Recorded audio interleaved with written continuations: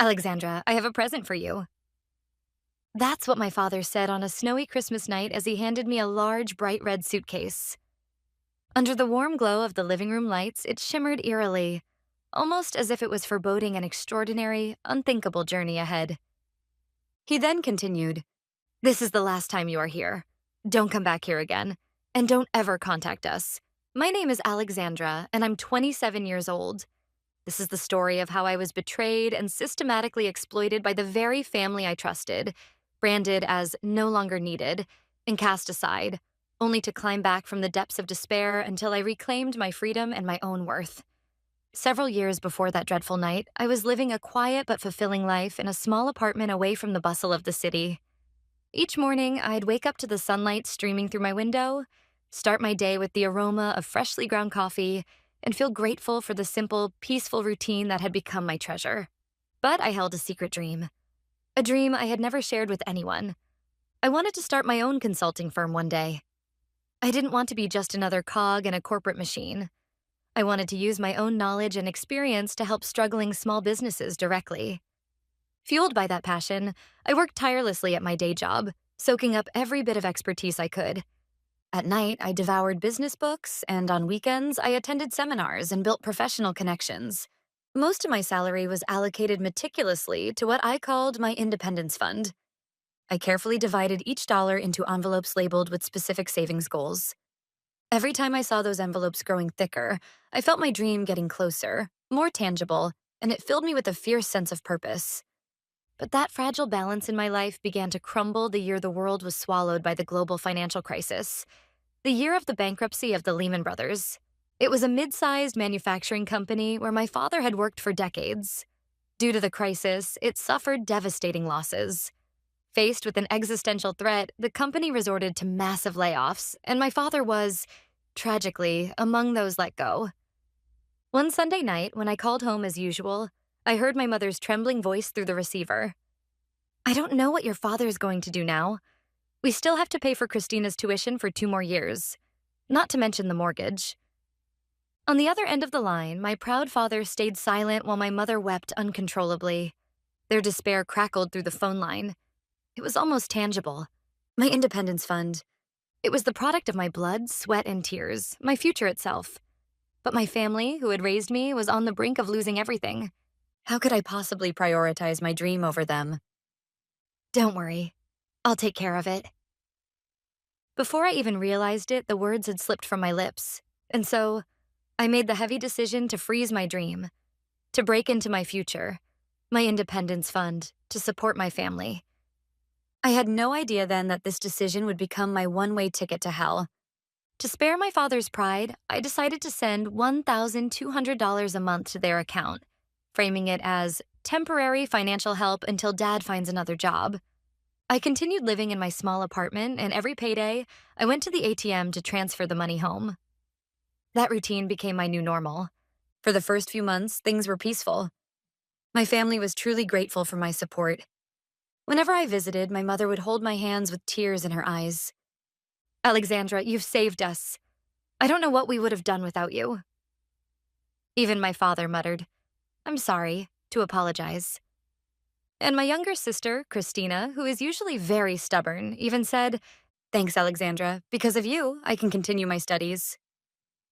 Each of those words felt like painkillers for the ache of putting my dream on hold. But it didn't take long for the painkillers to wear off. Humans, it seems, can get used to anything. As my father's job hunt dragged on, the air in the house began to change. Slowly, but unmistakably. Each month when I visited, I noticed small, troubling changes. One day, I stepped into the living room and saw a brand new large-screen TV. "When did you buy this?" I asked. My mother smiled proudly. "Oh, Christina bought it, with the money she earned from her part-time job." Another time, Christina showed up with a new designer handbag. "Nice bag," I said. She grinned with pride. "Isn't it? My part-time job's been paying better lately." While I spent hours scouring outlet stores to find reasonably priced suits for work, Christina was casually wearing $300 designer dresses. When I asked, "What kind of part-time job pays that well?" she pouted and snapped back, "You're such a workaholic, Alexandra. Maybe you don't care about fashion, but I do. I need to enjoy my youth. And besides, I'm helping out with the family too, you know. Then, almost instantly, our mother jumped in to defend her. That's right. Christina's been doing so much for this family. Alexandra, don't be so uptight all the time. I realized then that my sacrifices, once appreciated, had somehow been reframed as an obligation I owed them, something expected. The gratitude that had been expressed so sincerely had vanished, leaving only entitlement in its place. Then one day, I heard something that shattered the last bit of denial I had left. When I visited my parents' house, I happened to overhear Christina talking on the phone with a friend in the living room, speaking just loud enough for me to hear. Yeah, things have been tough for my parents lately. I've been sending them $1,200 every month to help out, so we're just barely managing. $1,200? That was exactly the amount I had been sending home every month. And Christina had never once shown signs of earning that much money. What was she talking about? A few days later, I called my father, and in the background, I heard him chatting with one of his golf buddies. Yeah, my daughter's amazing. She's been giving us $1,200 a month. We couldn't get by without her. At the time, I tried to believe they were talking about me. I wanted to believe it, but deep down, something cold began to stir inside me, an almost certain suspicion taking root. And it was a casual conversation with my mother that finally confirmed it. The next time I visited home, I asked her casually, Mom, about the $1,200 I've been transferring every month. Is it really helping with the household expenses? For a split second, her eyes darted nervously. What? You? You've been sending money? She looked genuinely confused as she went on. But Christina told us she's been transferring her part-time earnings every month. Wait, you've been sending money too? Something cracked inside my head.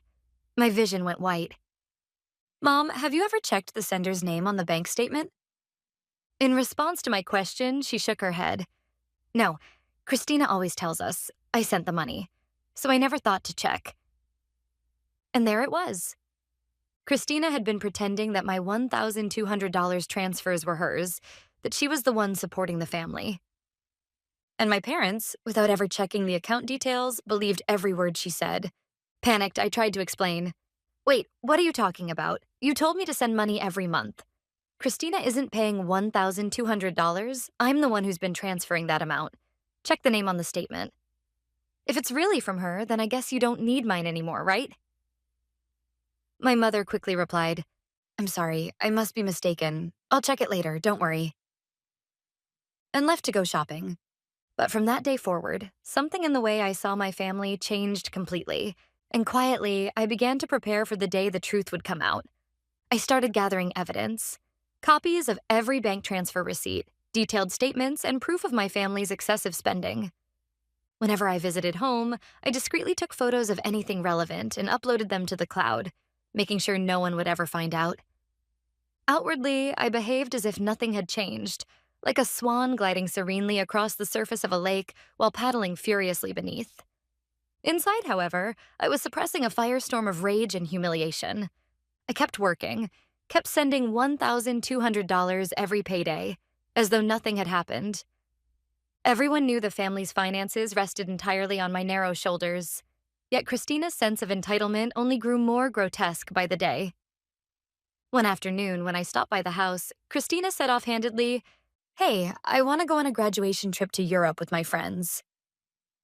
My mother immediately responded, That sounds wonderful. You've been helping with the household so much, you deserve a little reward.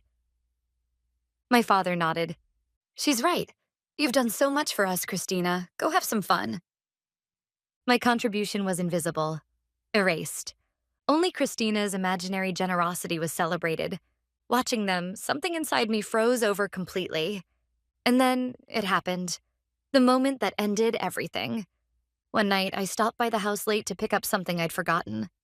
As I opened the front door, I heard laughter coming from the living room. It was my father and Christina. From the way they talked, it sounded like they had just come back from dining at some fancy restaurant, one I'd never even heard of. They hadn't noticed me. I stood in silence as they sat down on the sofa with satisfied sighs. That was delicious. Thanks to you, we can indulge like this once in a while, my father said with satisfaction. Christina giggled in response. Right? I'm giving you $1,200 every month after all. I deserve a bit of luxury. Life would be so dull if I lived like Alexandra, so plain and boring.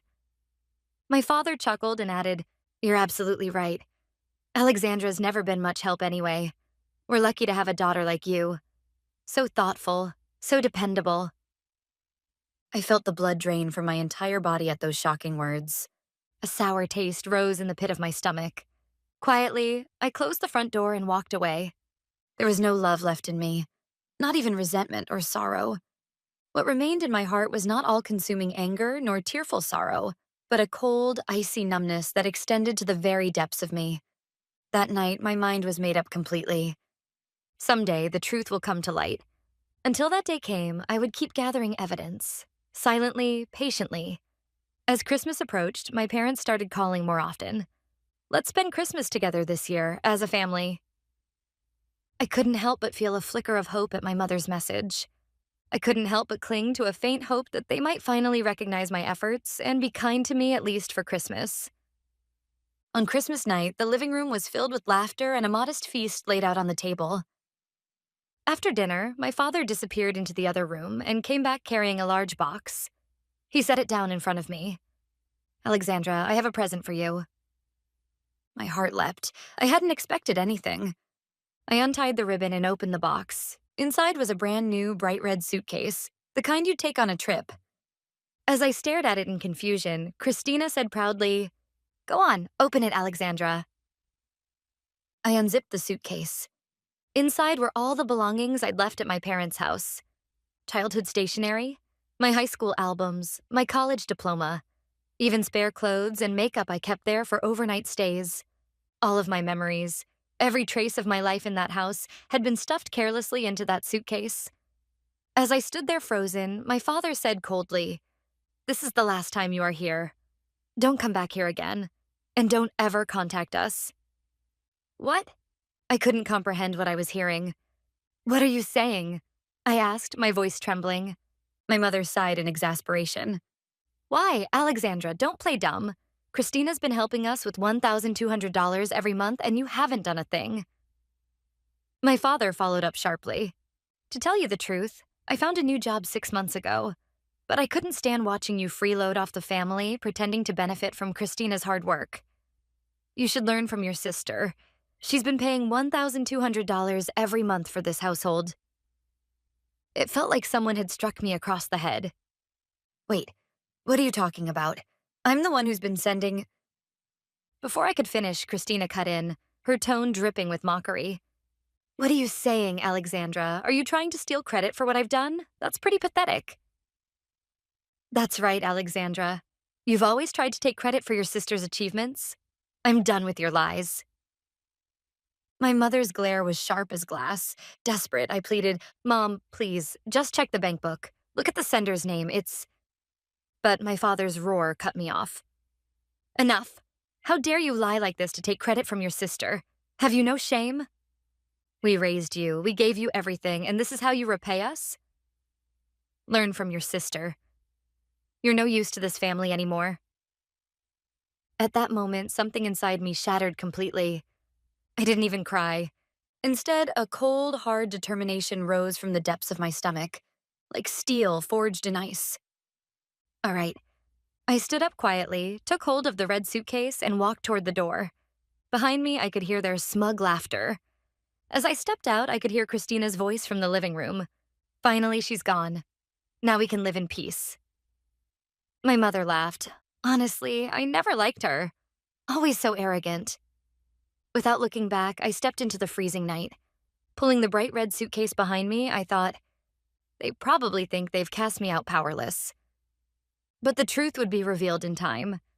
I couldn't help but wonder what faces they would make. I chose to wait quietly for that day. The first month after I left home that Christmas night passed uneventfully. In my small apartment, I placed the red suitcase in a quiet corner and slowly began to rebuild my rhythm.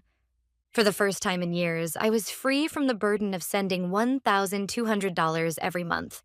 I could finally save for myself again. That simple fact began to heal me, little by little. Meanwhile, in my parents' house, my absence began to cause inevitable changes. It started about a month after I left. On payday, my father checked his bank account and froze. The balance was noticeably smaller than usual. Bills were piling up. "That can't be right. Something's off," he muttered. My anxious mother asked, "What's wrong?" "We're short on money this month. There should be $1,200 from Christina." At that, my mother's face went pale. "Now that you mention it, she hasn't said anything about a transfer this month." She rushed out with the bank book and went to the bank to update it. When she returned, her face was as white as paper. "Listen, there haven't been any deposits this month or last month either." "What? That's impossible. Ask Christina." Christina looked up from her phone in the living room. "Christina, what about the $1,200 this month? Did you transfer it?" "Huh? What are you talking about?" "The $1,200 you've been giving us every month for the household?" The color drained from her face. That's..." "Christina, don't tell me." My father's voice trembled. My mother opened the bank book and traced her finger down the list of past transactions. Then she stopped and went silent. They're all under the sender name Alexandra." "What?" My father snatched the book from her hands and stared at it himself. There it was. Every month on the 25th for the past 2 years. A deposit of $1,200 under the name Alexandra. Realizing there was no way out, Christina began to mutter a confession. "Okay, the truth is, it wasn't my money. It was Alexandra's." "What?" My mother's scream echoed through the house. "You both always favored me anyway," Christina said weakly. "You never cared about Alexandra, so I thought it wouldn't matter if I took credit for what she did. Besides, I knew if I just told you I sent the money, you'd never bother checking the account." My father buried his face in his hands. "So, all this time, for 2 whole years?" "Yes. It was always Alexandra who transferred the money. I never paid a single cent." A heavy silence fell over the house. The only sound breaking it was the soft rustle of the stack of unpaid bills piled by the front door. Electricity, gas, water, mortgage. My father's salary from his new job could never cover such amounts. "What are we going to do?" my mother whispered, collapsing into tears. And as if to strike another blow, the following week brought a new set of envelopes. Credit card bills for the designer clothes and luxury bags Christina had splurged on. The total, over $50,000 in debt. "Christina, what is all this?" "I thought it'd be fine. I thought since I was paying $1,200 every month, we could afford it." Her excuse was drowned by her father's furious shouting, her mother's sobs, and the echo of chaos. The once peaceful house had turned into hell overnight. Finally, my father trembled as he muttered, "We need Alexandra. We have to ask her to come back, or at least start sending the money again." A few days later, my phone rang.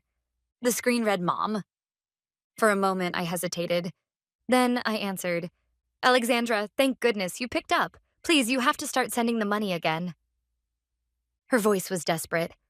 "Why?" I asked calmly. "It's Christina. She lied. We checked the bank book, and it was you who gave us the money all along. I'm so sorry. Please, we really need your help." I replied quietly, "Mom, you called me a useless, arrogant liar who tried to steal my sister's achievements. Why would someone like that send you money again?" "We were wrong, I admit it. I'm sorry, truly, but we're still family, aren't we? Please forgive us."